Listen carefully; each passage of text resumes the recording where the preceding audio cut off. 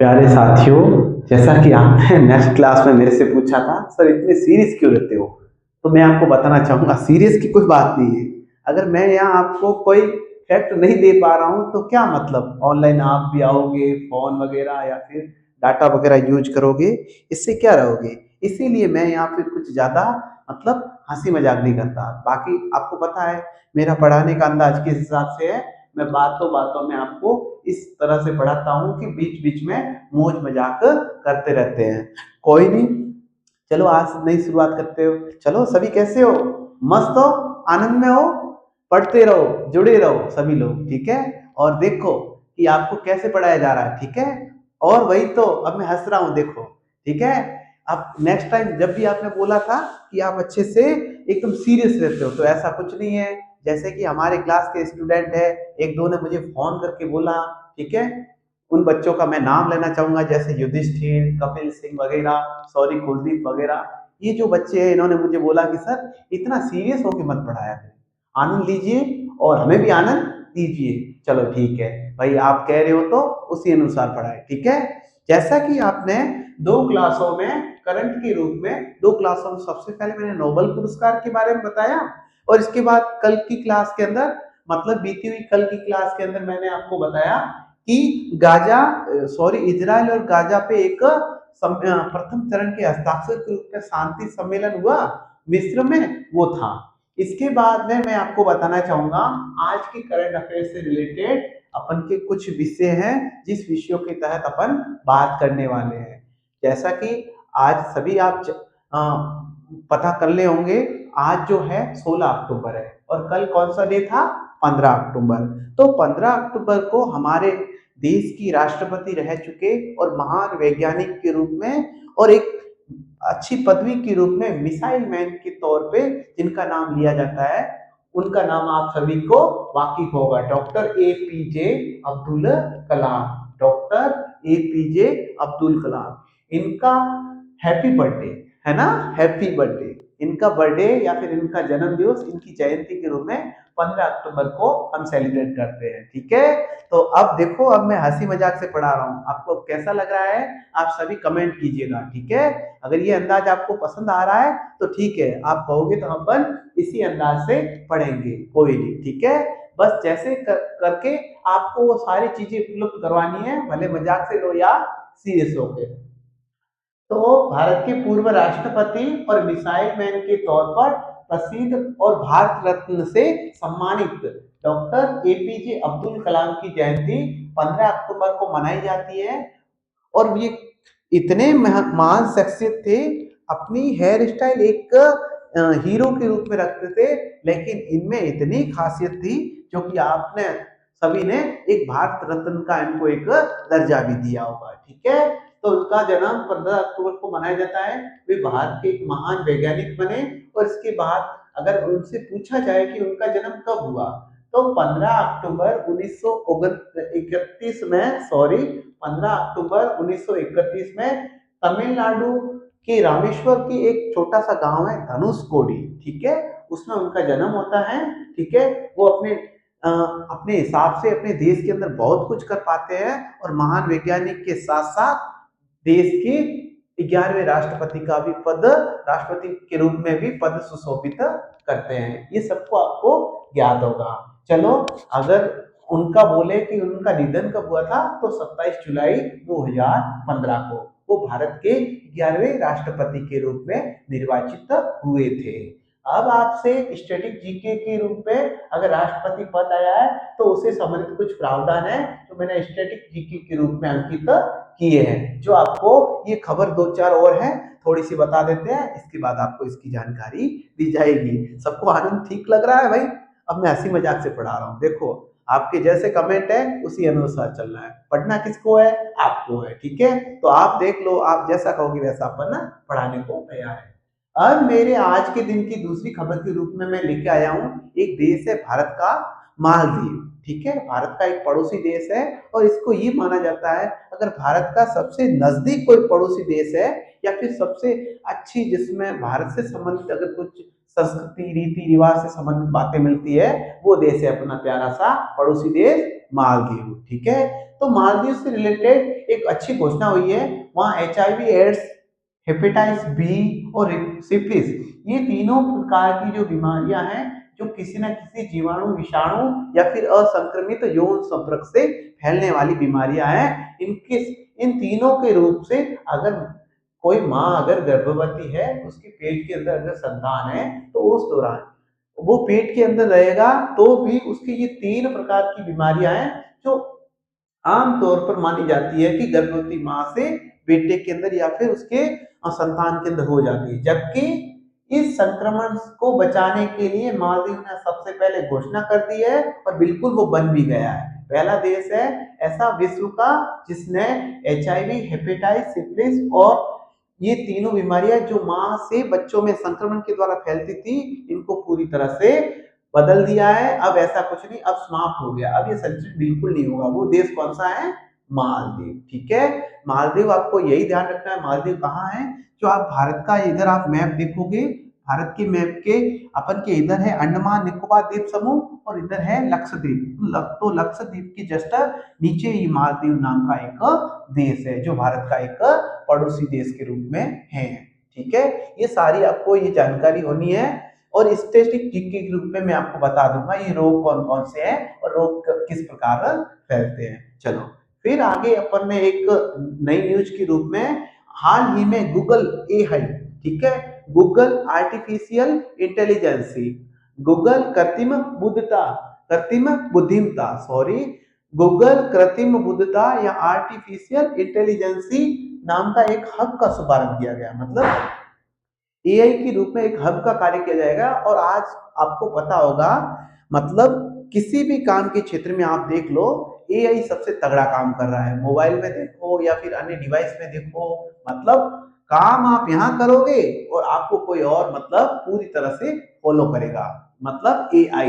और आजकल AI से रिलेटेड मतलब ये भी काम किए जा रहे हैं कि न्यायालय में वो जो भी काम किए जा रहे हैं लोगों के द्वारा, AI के माध्यम से एक रोबोट लगवाए जाएंगे, वो सारे मुकदमे वगैरह जो भी लंबित है लंबे टाइम से, उन सबको सफलता या फिर उन सबको निपटाने में काम करेगा। तो जैसा कि हाल ही में गूगल AI हब या फिर गूगल आर्टिफिशियल इंटेलिजेंस हब का शुभारंभ किया गया है विशाखापत्तनम में किया गया है। ठीक है, विशाखापट्टनम कहाँ है?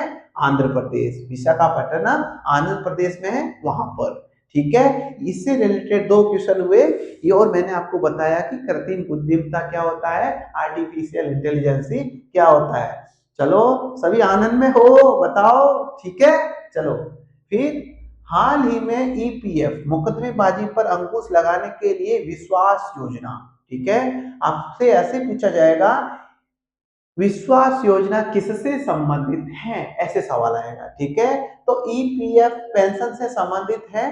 ठीक है, जिसमें क्या होता था, किसी दौरान जो PF है उससे संबंधित PF के लिए जो है वो चुकाई नहीं जाती थी, जिसकी वजह से मुकदमे कोर्ट में जाते थे और लंबित रहते थे, और उन मुकदमों का कोई ना फैसला होता था और ना ही कोई PF के रूप में कोई राशि आती थी। तो सरकार ने ना, ये एक मंत्रालय के रूप में है, श्रम एवं रोजगार मंत्रालय, श्रम एवं रोजगार मंत्रालय, और इस मंत्रालय के जो मंत्री है उनका नाम है मनसुख मांडविया। ठीक है, इनके द्वारा एक EPF की मतलब पेंशन से संबंधित मुकदमे हैं, उनको एक विश्वास के माध्यम से या फिर इन सबको एकदम अंकुश लगा के रोकने के माध्यम से एक विश्वास योजना का शुरू किया गया है। कौन से मंत्रालय ने?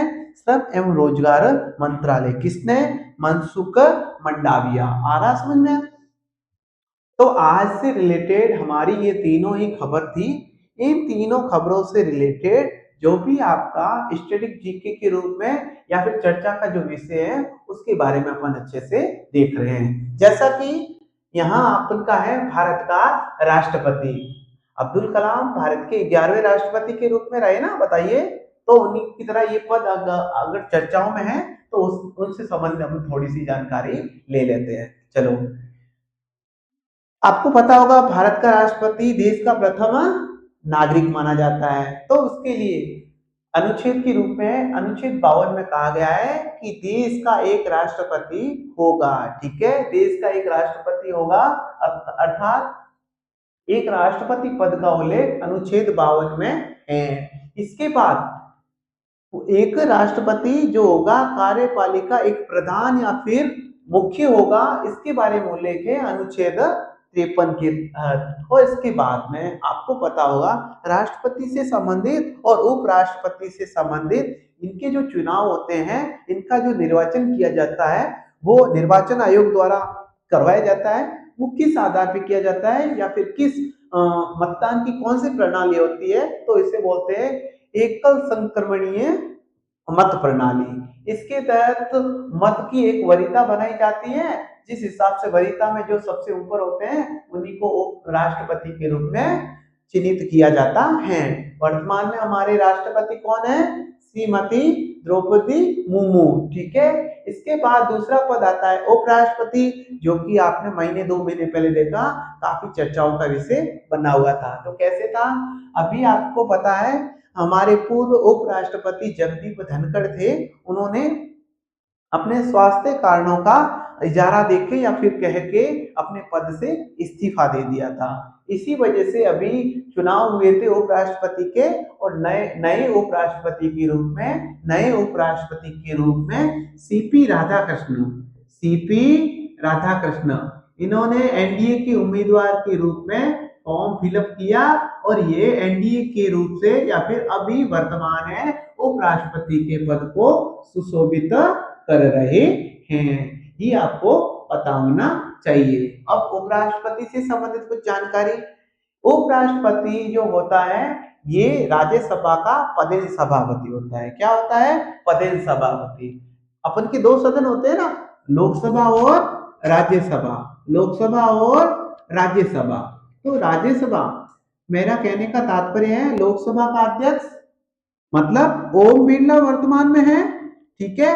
तो उसी अनुसार अगर कोई भी पद पर पदेन अगर उपराष्ट्रपति है तो उपराष्ट्रपति राज्यसभा का पदेन सभापति होगा। आया समझ में सभी को? चलो आनंद में हो? चलो ठीक है। हाँ, तो इसी प्रकार ये निर्वाचन संबंधित मैंने बोला एकल संक्रमणीय मत प्रणाली, वरीयता का क्रम। ठीक है। सबसे ज्यादा अधिक ऊपर वरीयता हो उसी का वो राष्ट्रपति के रूप में नामांकन।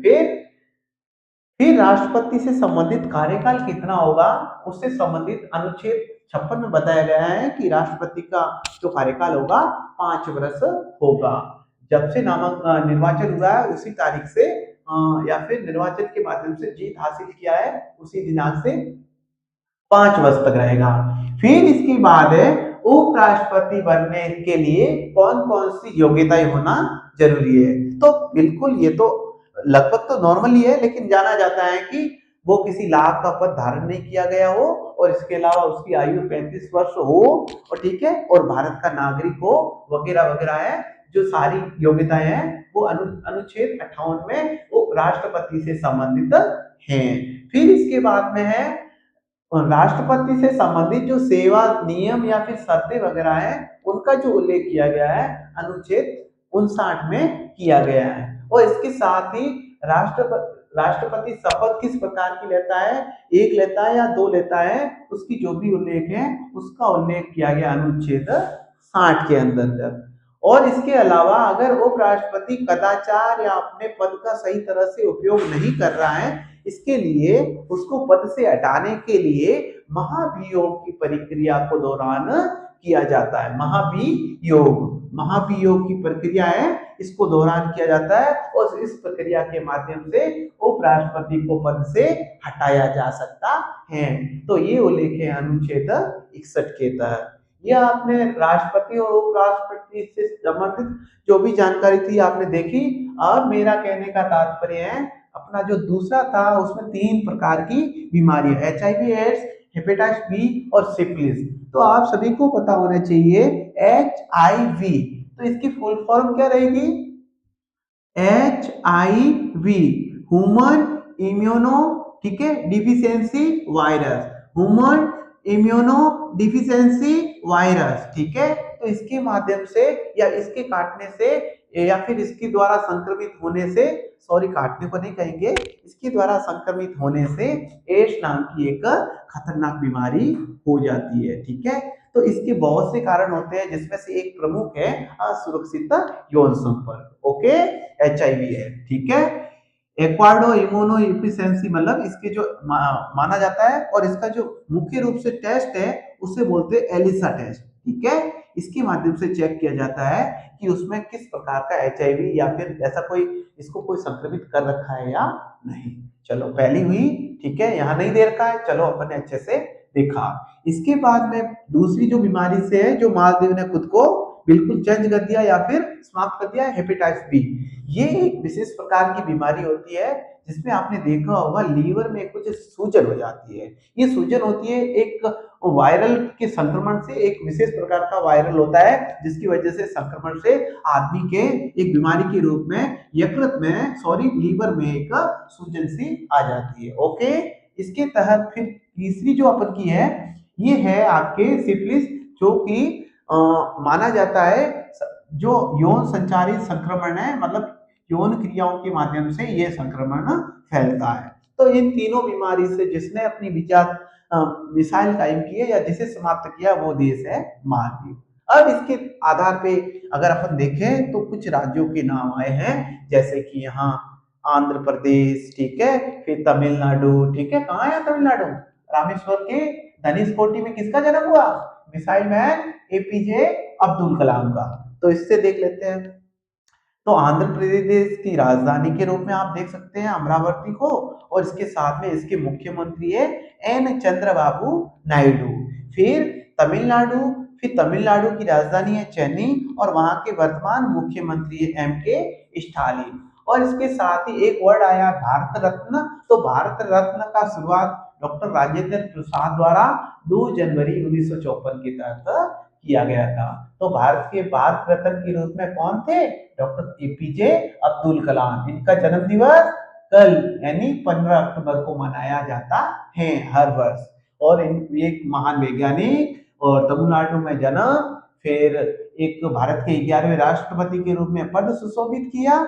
इस प्रकार से ये हो जाता है। फिर तीनों रोग कौन समाप्त किया, मालदीव ने।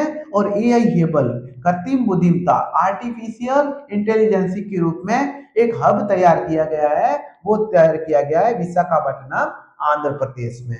फिर पेंशन से संबंधित मामले या मुकदमे होते हैं उन पर अंकुश लगाने के लिए श्रम एवं रोजगार मंत्रालय द्वारा एक योजना का अनावरण या उसका शुभारंभ किया गया है जिसका नाम है विश्वास योजना। आज के जो मैंने आपको न्यूज को बताई है मेरे हिसाब से आपको काफी अच्छी लगी होगी, और मेरा कहने का मतलब है आने वाले एग्जाम के लिए आपकी बड़ी अच्छी होगी। सुप्रभात मॉर्निंग में मैं जैसे ये वीडियो शाम को डालता हूँ, अगर शाम को आप नहीं देख पाते तो मॉर्निंग में उठते ये वीडियो अच्छे से देख लीजिए। दिन की शुरुआत एक नए तरीके से एक नई ऊर्जा के साथ होता है। इसके साथ ही मैं आपको एक सूचना दे दूं कि मैं आपके घर पे अड़ोस पड़ोस कोई भी शिक्षक लेवल से संबंधित कोई भी तैयारी कर रहा है, रीट हो, सेकंड गिट हो, लेक्चरर हो, किसी भी प्रकार की तैयारी कर रहा है, तो हम very very very very important, ठीक है, सवालों के रूप में प्रत्येक सब्जेक्ट की प्रत्येक भाग से, ठीक है, 2100 प्रश्न वन लाइनर के रूप में, लाने वाले हैं। ठीक है, अब जैसे ही ये सारी हो जाएगी और नवंबर के लास्ट में 11वीं और 12वीं के जो भूगोल और राजनीति विज्ञान है उससे संबंधित जो भी क्लासे हैं वो आपको उपलब्ध करवा दी जाएगी। इसके साथ ही मैंने बताया है जो सिलेबस में अंकित है, मेरा कहने का मतलब सिर्फ 2100 नहीं होंगे, सिलेबस के प्रत्येक भाग से, सपोज है राजस्थान का इतिहास, तो इससे संबंधित 2100 सवाल मिलेंगे आपको, one liner, very very very very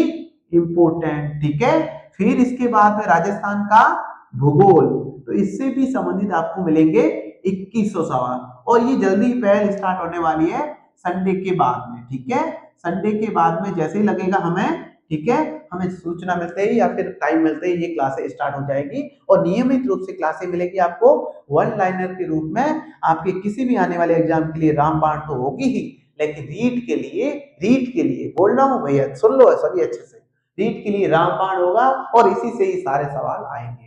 आज की क्लास को मैं यही समाप्त करूंगा, अपनी तीसरी क्लास यही, और फिर नई ऊर्जा के साथ अगली मॉर्निंग में फिर मिलते हैं। थैंक यू, धन्यवाद।